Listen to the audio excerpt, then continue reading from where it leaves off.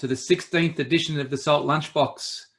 We welcome you on Zoom and Facebook Live, which has been another great platform to get this message out. My name's Dave. I'm the founder of Salt Sport and Life Training. We're a not-for-profit health education organisation. And at the moment, we are what our boss calls pivoting. We are pivoting into a whole new way of communicating. And even though we're not earning any money, we're having a great time doing the Salt Lunchbox instead of being in clubs. Our aim is to inspire and connect, and we hope that you'll take away some tools or anchors from each one of these sessions, and that you'll continue to follow the 3 C's, I reckon, of this COVID type isolation, and that's connect, connect, and connect. We'd love you to take part in the Q&A, the chat, and James will be fielding your questions and getting back to you with some answers or passing them through to us if we have time. James is a terrific moderator, and if you see a picture of him, he looks fantastic. But if you see him live and you see what he's done with his hair, you'll realise that pictures can sometimes be deceptive.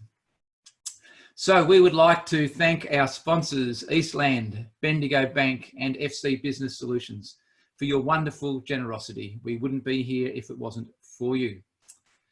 And just an exciting news, next Thursday, we're going to have our first club reconnect session. It's going to be a real wellness check and preparation for clubs in regard to coming back and what life might be like after this time of isolation.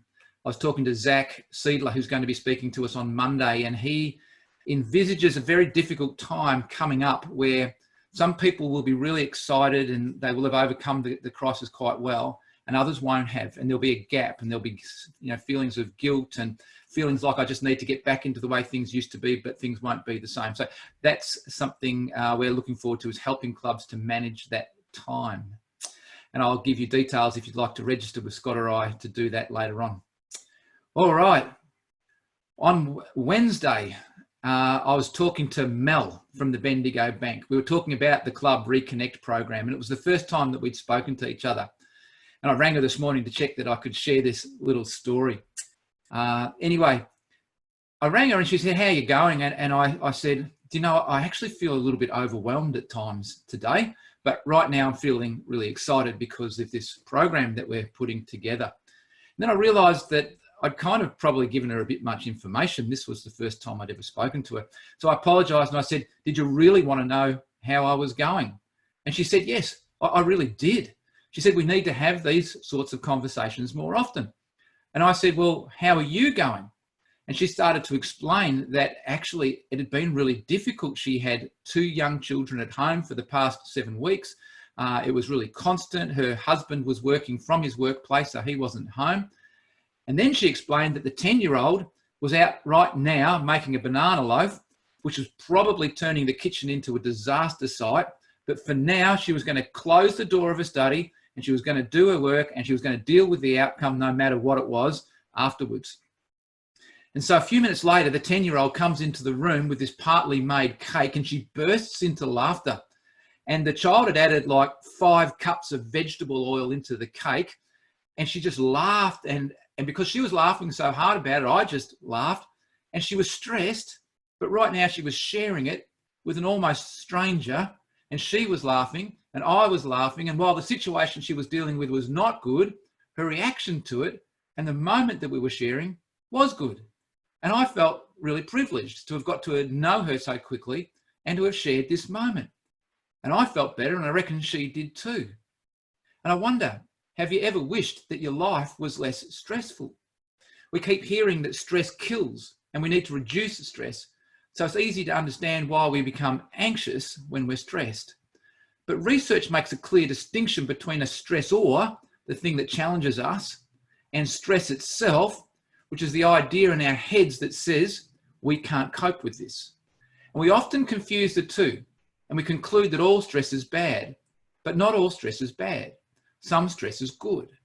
Stress helps us to be motivated to take good actions. Stress can help us perform better. A lack of stress is often associated with underperformance. So stress itself is neither good or bad. It's how we process it that is important. And all of us are constantly facing a range of internal and external stresses, And we're actually amazingly resilient when it comes to coping with them.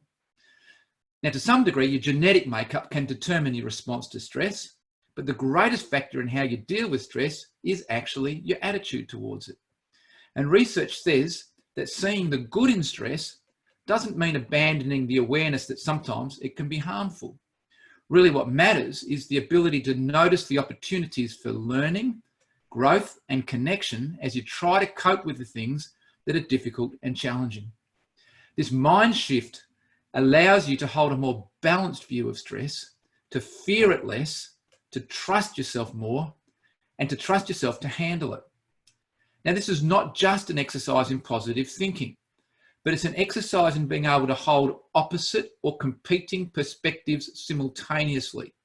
We can think, look, I know this is going to be really hard, but I can see how I can grow and benefit from this process. So what do we need to do when we feel stressed? Firstly, recognize it and welcome it as your body's way of saying, right now, something really matters to me. This is important. Then ask yourself, why is this so important? Why does it matter so much? What's at stake here? And how do I need to respond?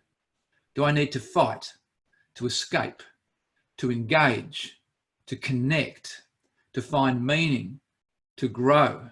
I like those.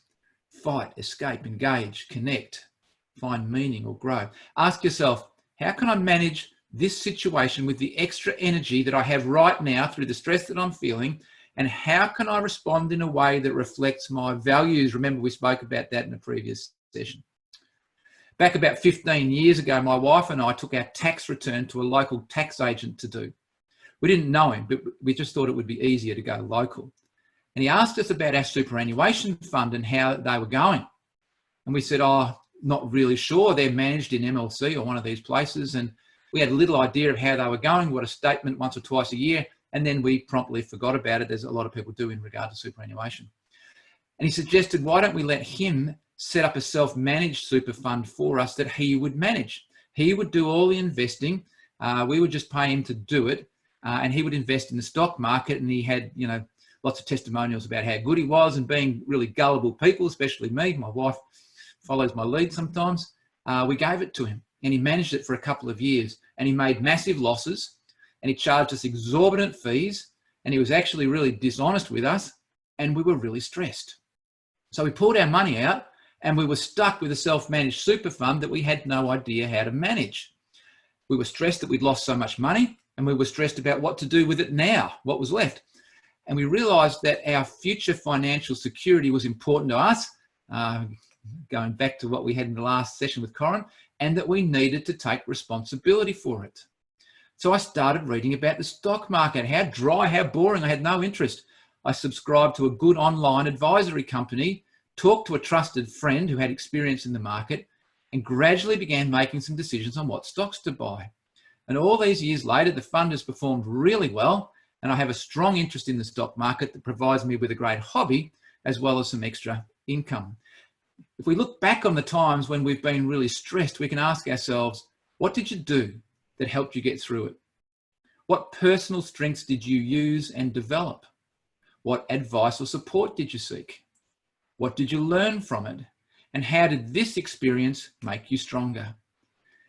How can you draw on that experience now to help you confidently tackle the next stressful challenge? Because you've done it before, you can do it again. So here are some really practical tips around managing stress, and then we'll get to our panel. When you plan your day at the start of your day, have a think about what's likely to be the most stressful task that I'm going to face today. And then prepare your plan for how you're going to respond. This primes and prepares your brain to be ready when it comes, and you relax, knowing that you've got this under control. If you start to feel angry when you're stressed, try to slow down your responses, breathe through the anger, and imagine your anger like the speedo in the car, and watch it just coming down gradually before you react. Remember to focus on what you can and can't control. You can focus on the controllables, but some things you can't. So tune into your body. Even when you get in the car in the morning or at your desk at the moment, tune into how your body is feeling. Are your shoulders hunched? Is your jaw tight? Are you feeling agitated?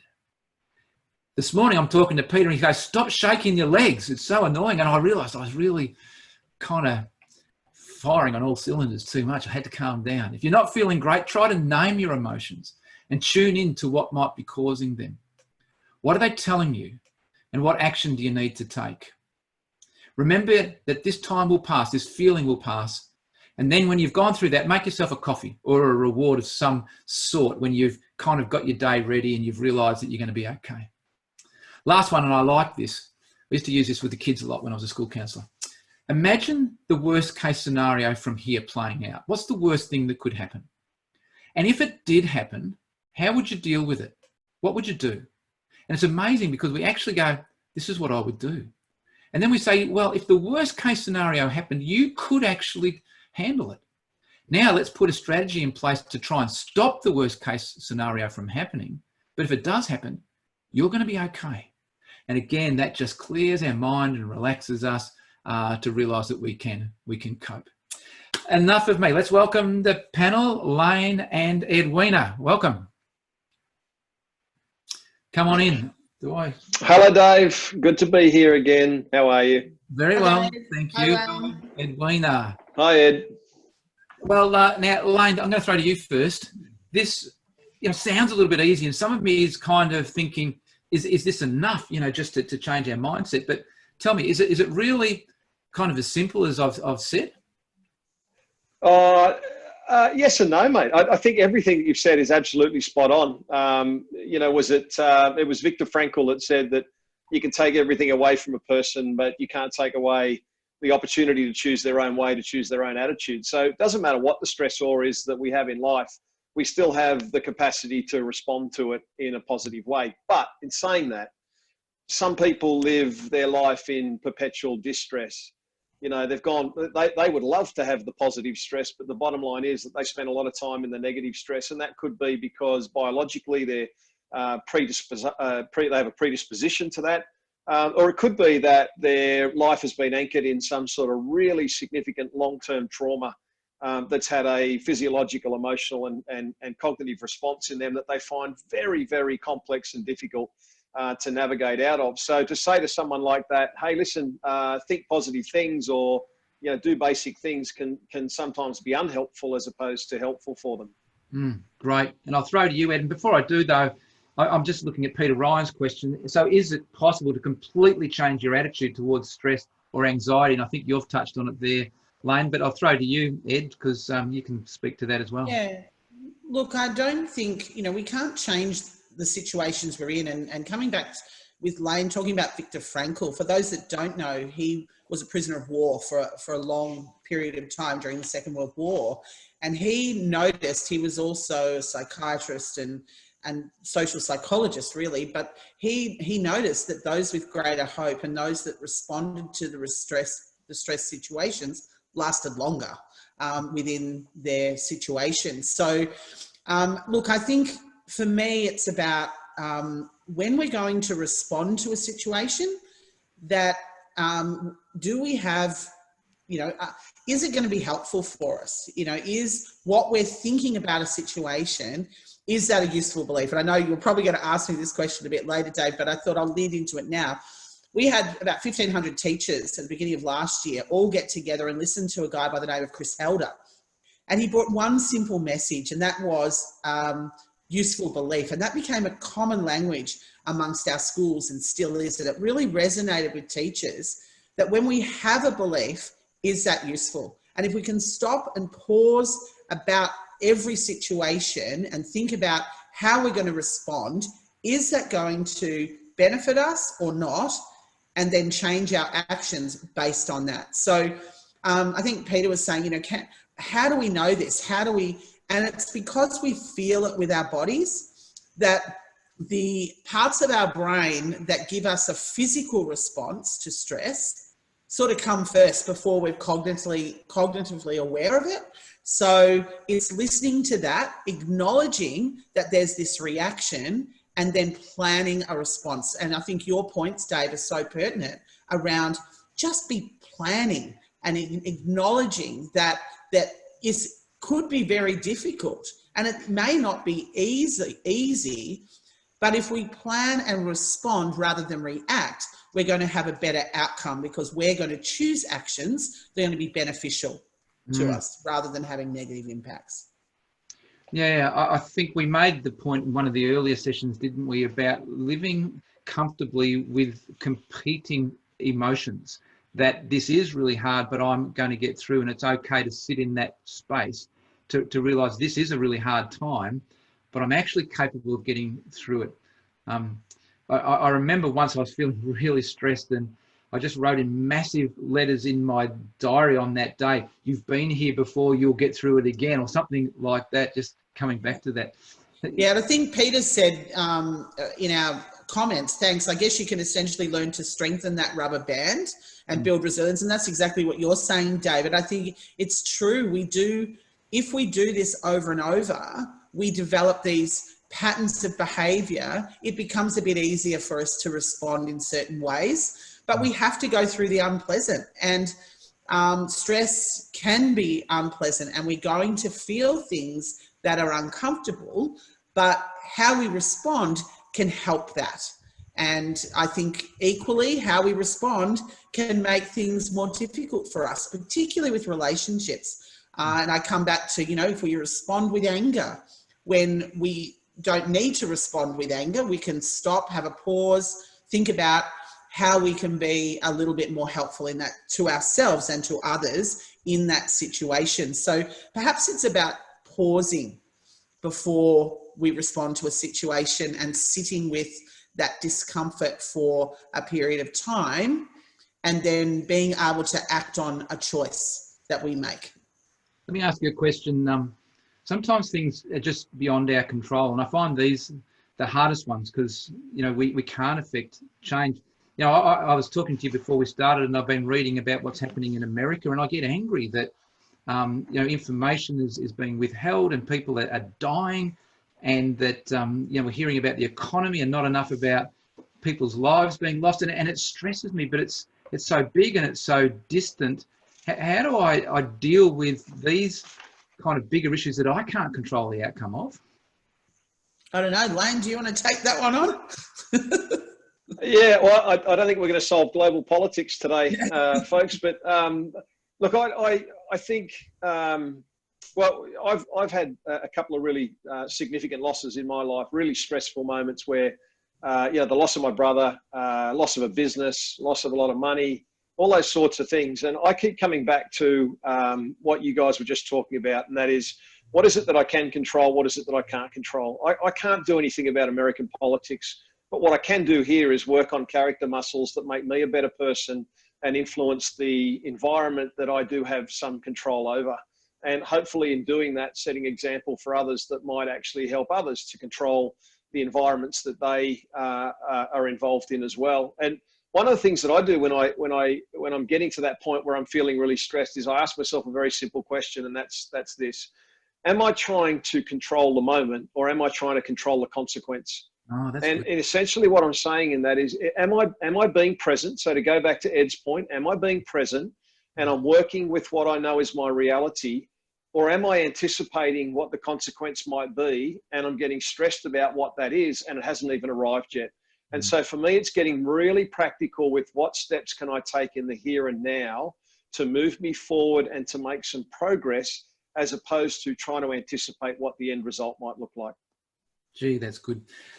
What about separating the stresses in our lives? So sometimes we'll have a stressful workplace, and people can be known to bring the stress from work to home, or you might have a stressful home life and you go to work. Is there anything around this kind of being able to put boundaries around ourselves and separate stress into segments of our life and not see the two overlap and impact each other negatively? Look, most definitely. I guess a lot of my experience comes out of education and being able to say to my students to leave things at the classroom door, knowing that they have a whole lot of complexities to life, but saying, how about we just leave it at the classroom door and do that in a metaphorical way, but in a real way, so that they're really leaving things sitting outside the door, coming into the classroom, and then perhaps and I used to use the metaphor of a bag. Leave your bag at the door and come in. Just bring what you need, and then you can pick up that bag on the way out. And I think we need to do this. I think when we are in perhaps stressful jobs, I work with some child protection workers, and they deal with incredibly stressful situations, and you don't want to be bringing that stuff home either. And I think it's creating that boundary. And we talk about the third space often, that there's this space that we can go to leave all our things and perhaps our worries, and then be able to step, when we're transitioning, say, between work and home, we can think about what we need to leave behind before we step into that new location, so we're not bringing our baggage home and dumping it on everyone. And that's that, coming back to that awareness. How do we be aware of what could potentially become an issue? Okay, let's not do that then. Let's just leave that and pick that up tomorrow, because I don't want to bring that stress to home. And equally, I need to go to work, I need to function. How do I leave perhaps some potential stress at home and things that we can't control? There may be someone who's ill at home. I have to leave that there. I then have to go to work and I have to function. So I have to be able to, and look, for some it's easier than others, but for those that do find that difficult, getting some professional help to be able to support you in that process. So we're recognizing that this is complex, but it's possible, and it's certainly going to help you deal with the stresses in life.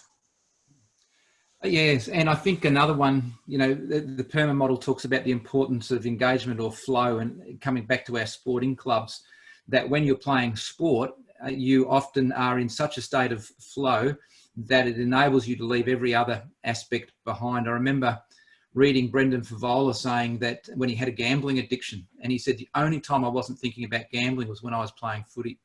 And often in the clubs that we go to, guys will say, this is my mental health treatment, because when I'm here, nothing else matters, everything falls away. So having that escape, for some people, it'll be involved with exercise or being part of a choir or whatever it is, where you get caught up in what you're doing. Yeah. And I think, Dave, we can't underestimate, I think it was in one of the earlier chat messages today, I think James said, a problem shared is a problem halved. Do not underestimate the confidence that you can get in sharing your problems with those around you. That vulnerability builds that connection. I can tell you that the most stressful times in my life, if I didn't have some best buddies to be able to share with, I just wouldn't have got through. And so, and those are very dear friends to me, because I know that I can tell them anything. It's not going to go any further. There's not going to be any judgment. And they can help walk me through and support me through. And equally, they know that I'm there to support them. And there's always been this reciprocal. I think of my best buddy that we were born 3 weeks apart, and we've just traveled life. And it hasn't been in one another's pockets, but always there for one another. And I guess I encourage everyone to find a person that they can confide in and trust and share their hurts and worries with, because often it builds that connection that we need, and that person feels valued to you, and that makes a difference in their lives as well. I'll throw to you in a sec, Lane. It'll probably be the last comment, but I just want to read that Mel says, thanks, Edwina. I was trying to find that third space. I wanted to live there at times. Sometimes I'd find it in my car on the way home from work with the music turned up. I reckon there's a lot of us who that third space is actually the car. I know that sitting in the car before I go into a club to do a presentation is often that space where I just go, okay, I've got 10 minutes and this is just going to be quiet time before we go in. And yeah, just to mention, Pete said, often we assume that we're burdening others. Others feel a privilege to share our burdens, and we therefore, that comes back to our useful belief and thinking. If we think they're going to be burdened, then that's going to prevent us from doing it. But that's just our thought. Is that true? I don't think so. Because when people share their burdens with me, I feel privileged and to be part of solution and support. And just often, I don't always have to give answers. I just have to sit with them in the mess, and that's okay. Yep. Lane, some final thoughts.